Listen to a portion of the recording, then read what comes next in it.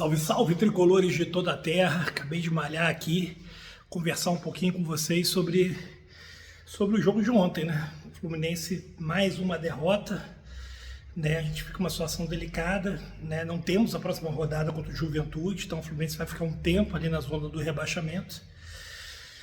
O que a gente pode tirar de bom de um jogo que muitos erros recorrentes continuam aparecendo no Fluminense, né?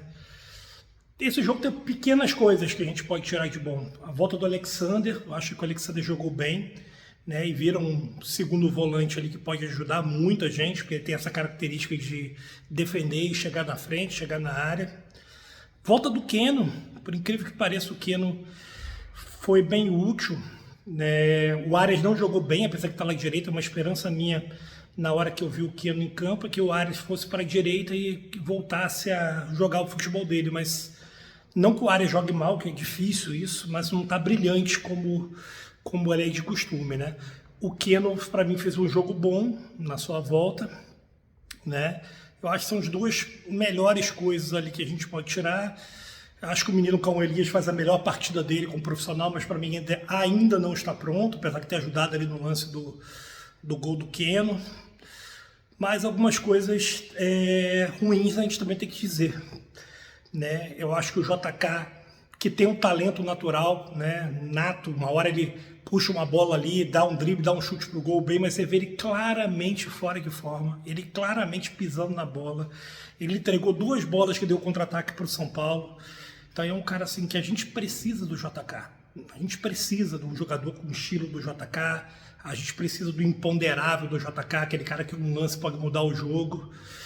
Mas o JK tem que querer, cara. Para ser jogador profissional, ele tem que querer muito. Ele tem que se dedicar muito.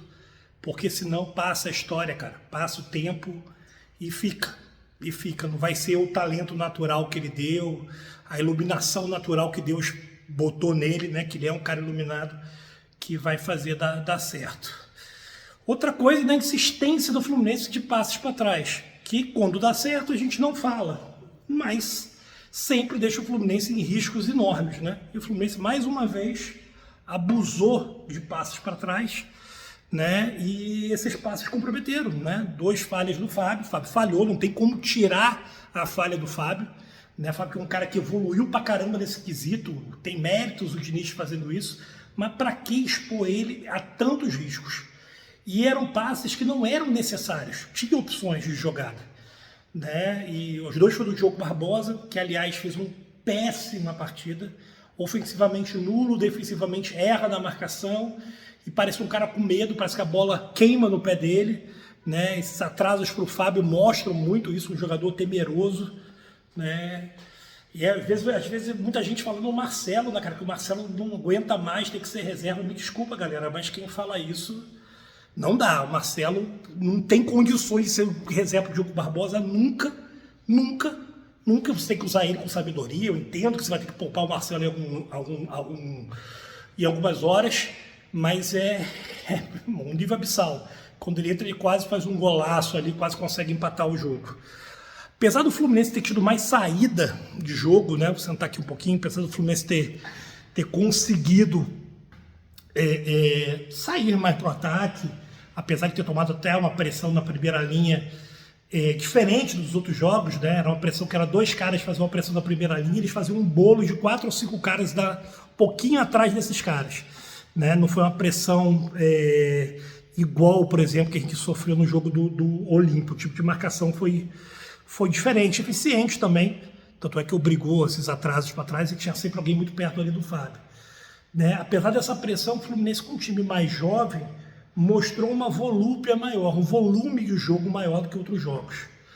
Mas a galera ainda está muito insuficiente para o que a gente quer, está muito insuficiente para a gente ter um ano decente, né? A gente vive assim, o jogo contra o Atlético, a gente ofensivamente foi bem, mas falhamos na defesa, né? Esse jogo com o São Paulo, a gente mostrou alguma coisa, criou alguma coisa, mas a defesa falhou, o time não foi constante, São Paulo foi melhor do que a gente a maioria do jogo. Então, assim, é difícil, cara, a gente ver evolução, porque a evolução precisa de uma continuidade, né? Para você ter uma evolução, você precisa ter uma continuidade, você precisa que aquilo que você plantou ali, no outro jogo vai melhorando, outro jogo vai melhorando. E o Fluminense não tem isso, o Fluminense é inconstante. É inconstante. O Fluminense é constante nos seus problemas. Né? A saída de bola, por exemplo, é um problema constante no Fluminense, que às vezes evolui um pouquinho, mas a gente continua com sérios problemas lá na saída de bola. Então, tá difícil, cara. Tá um ano difícil pra caramba. Eu acho que a gente não briga para não cair. Né? Eu acho que isso não vai existir. Né? Mas eu acho que a gente está colocando em sério risco a Libertadores. Estar na Libertadores. E por tudo que o Fluminense falou, pelo orçamento, tudo que o Fluminense apresentou, estar na Libertadores é uma necessidade desse clube hoje. A gente tem que estar na Libertadores, a gente tem que estar competindo, tem que estar na Libertadores, tem que estar disputando esses torneios, precisamos desse orçamento. Né? E é um começo de ano, apesar de poucas rodadas ainda, apesar que se olhar para frente e ver assim, a distância não está tão gigante, mas mais ou menos, você tem que jogar bola, tirar 8 pontos, tirar 7 pontos, não é tão fácil não se o seu time não estiver bem, se o seu time estiver irregular. E o Fluminense não aventa nenhuma fase boa, assim, uma evolução que a gente fala, pô, o Fluminense está mal, mas está começando a pegar o rumo, e agora a gente vai pegar uma evolução, a gente ganha 3 jogos e a gente vai para outro patamar. A gente não aventa isso. Né? Então preocupa muito, cara, preocupa muito. O Diniz permanece em alguns mesmos erros, existe uma blindagem da equipe, um discurso uniforme. Desculpa que eu malhei um pouco o braço doendo, passou de mão em mão aqui o telefone. Assim, ele faz o mesmo discurso, o time foi bem, e aí os jogadores repetem esse mesmo discurso. Assim, eles blindam a informação, blindam da torcida, blindam, né? Parece que quando o cara pergunta alguma coisa vira inimigo, né? Então, assim, sou inimigo, fecha o grupo, blinda o grupo, mas não permite autocrítica. E eu acho que isso é péssimo para a evolução, muito péssimo para a evolução, você não ter autocrítica. E nessa segunda passagem do Diniz, essa palavra para mim é a maior crítica, cara, porque futebol é uma evolução constante, futebol não é só você.